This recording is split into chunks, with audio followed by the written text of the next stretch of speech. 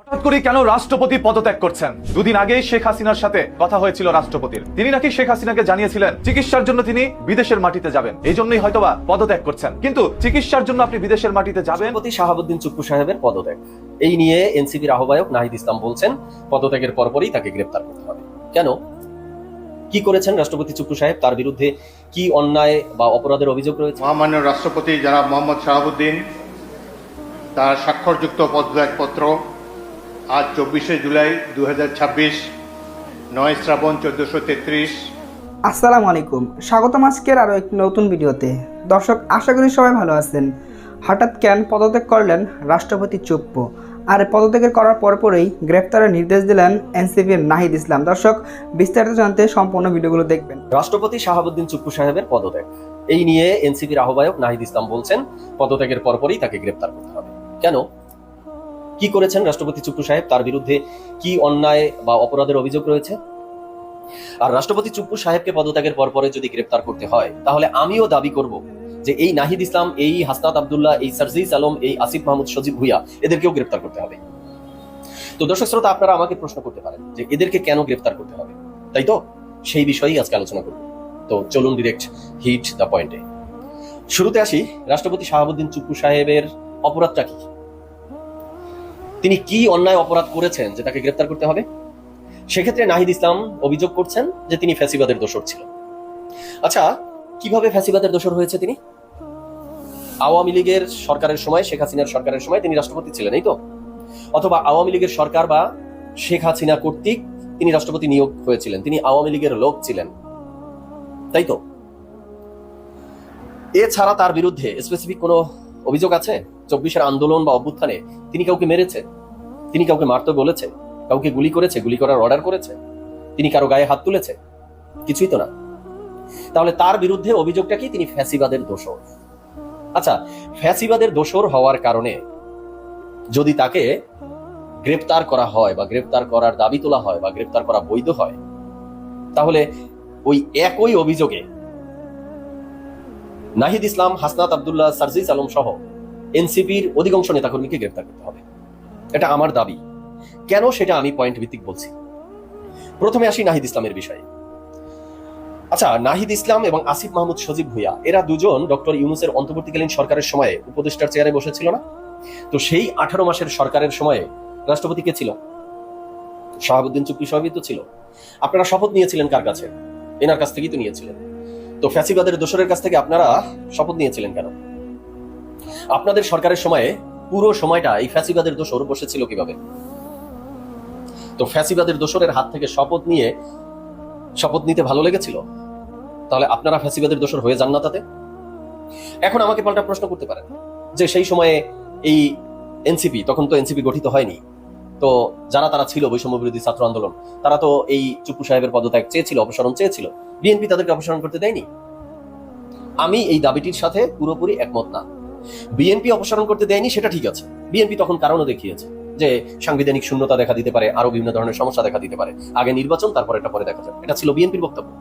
কিন্তু আমি পুরোপুরি একমত না যে এই নাহিদ ইসলাম, হাসনাত আব্দুল্লাহরা চুপ্পু সাহেবের পদত্যাগ বা অপসারণ চেয়েছিল। কারণ কি?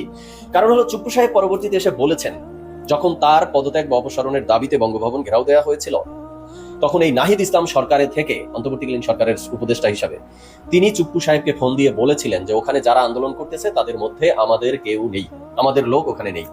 এর মানে কি? আপনারা যদি রাষ্ট্রপতির পদত্যাগ চেয়েই থাকেন, তাহলে রাষ্ট্রপতির সাথে গোপনে গোপনে আতাত করতে গেছিলেন কেন? রাষ্ট্রপতিকে কেন আশ্বস্ত করতে গেছিলেন যে ওখানে আমাদের কোনো লোক নেই? মানে রাষ্ট্রপতিকে বুঝাতে চাচ্ছিলেন যে আমরা আপনার পদত্যাগ চাই না, এই নিশ্চয়তা দিয়েছিলেন? নাকি রাষ্ট্রপতিকে এই লাইসেন্স দিয়ে দিয়েছিলেন যে আপনি সেনাবাহিনী দিয়ে ওখানে যারা রয়েছে সবার উপরে বুলডোজার চালান, ওখানে আমাদের কেউ নেই, অন্যরা আছে, ওদেরকে মারেন, পিটান, কাটেন, যা করেন, আমাদের কিছু যায় আসে না? ইনডিরেক্টলি এই ধরনের লাইসেন্স দিয়ে দিয়েছিলেন তখন রাষ্ট্রপতিকে আপনারা। তো এর দ্বারা কি প্রমাণ হয় যে আপনারা রাষ্ট্রপতির অপসারণ চেয়েছিলেন?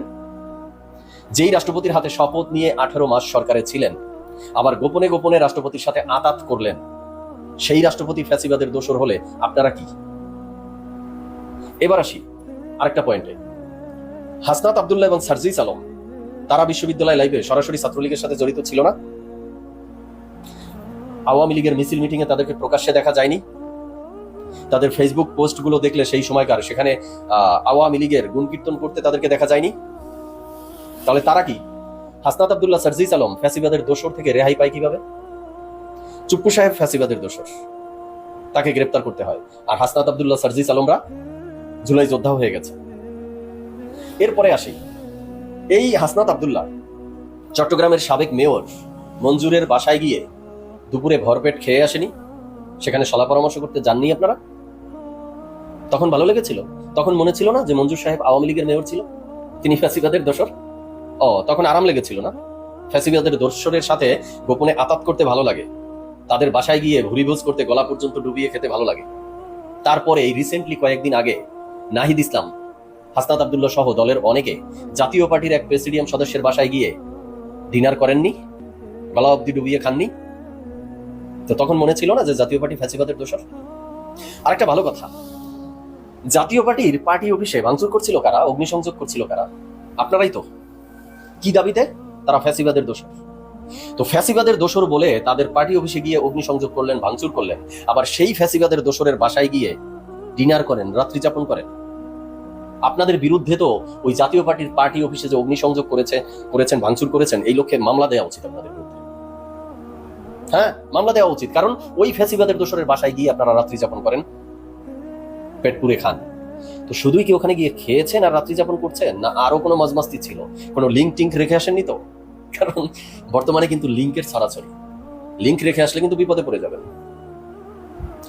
তো কনক্লুশনে এসে যেটা বলতে চাই, দর্শক শ্রোতা, এবার আপনারাই বিবেচনা করুন, আপনারাই মতামত দিন। চুপ্পু সাহেব ফ্যাসিবাদের দোসর, হাসনাত আব্দুল্লাহ সার্জিস আলম ছাত্রলীগ করা সত্ত্বেও তারা নাকি ফ্যাসিবাদের দোসর না। জাতীয় পার্টি ফ্যাসিবাদের দোসর, জাতীয় পার্টির প্রেসিডিয়াম সদস্যের বাসায় যাইয়া খাইতে তাদের ভালো লাগে। চুপ্পু সাহেব ফ্যাসিবাদের দোসর, কিন্তু মেয়র মঞ্জুরের বাসায় গিয়ে খাইতে তাদের ভালো লাগে। তখন ফ্যাসিবাদের দোসরের কথা একদম মনে থাকে না। এই জন্য বলছি যে ফ্যাসিবাদের দোসরের কারণে যদি চুপ্পু সাহেবকে গ্রেফতার করতে হয়, তাহলে এই নাহিদ ইসলাম, এই হাসনাত আব্দুল্লাহ, এই সার্জিস আলম সহ এনসিপির অসংখ্য নেতাকর্মীকে গ্রেফতার করতে হবে। হঠাৎ করে কেন রাষ্ট্রপতি পদত্যাগ করছেন? দুদিন আগেই শেখ হাসিনার সাথে কথা হয়েছিল রাষ্ট্রপতির। তিনি নাকি শেখ হাসিনাকে জানিয়েছিলেন চিকিৎসার জন্য তিনি বিদেশের মাটিতে যাবেন, এই জন্যই হয়তোবা পদত্যাগ করছেন। কিন্তু চিকিৎসার জন্য আপনি বিদেশের মাটিতে যাবেন, এই জন্য আপনার পদত্যাগ কেন করতে হবে? হঠাৎ করেই এই পদত্যাগের পিছনে কি রয়েছে? বড় বড় গণমাধ্যম থেকে শুরু করে রয়টার্স পর্যন্ত জানিয়েছে তার পদত্যাগের বিষয়টি সত্য, এবং সেটা তিনি এই শুক্রবারই করার কথা ছিল। কিন্তু সংবিধান অনুযায়ী রাষ্ট্রপতির পদত্যাগপত্র জাতীয় সংসদের স্পিকারের কাছে জমা দিতে হয়। বর্তমানে স্পিকার দেশের বাইরে থাইল্যান্ডে অবস্থান করছেন এবং তার দেশে ফেরার পর আনুষ্ঠানিকভাবে পদত্যাগ প্রক্রিয়া সম্পূর্ণ হওয়ার কথা রয়েছে। মাননীয় স্পিকার দেশের বাইরে থাকার কারণে হয়তোবা আজ পদত্যাগ করতে পারছেন না রাষ্ট্রপতি, কিন্তু দেশে ফেরার পর আনুষ্ঠানিকভাবে তার পদত্যাগপত্র জমা নিয়ে তিনি দেশ ছাড়তে পারেন। এখন অনেকেরই একটি প্রশ্ন,